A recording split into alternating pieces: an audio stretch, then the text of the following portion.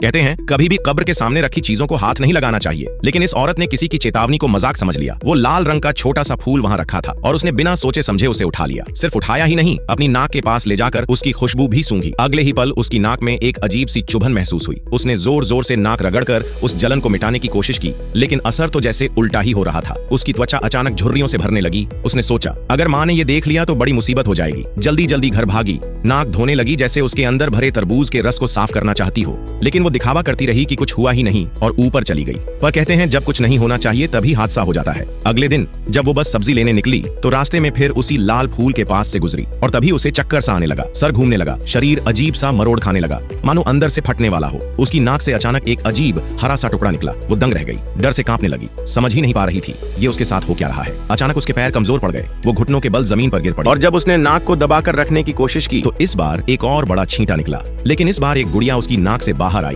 हैरानी की बात यह थी कि औरत ने डरने के बजाय उस गुड़िया को सीने से लगा लिया, जैसे कोई माँ अपने बच्चे को प्यार से थाम लेती है।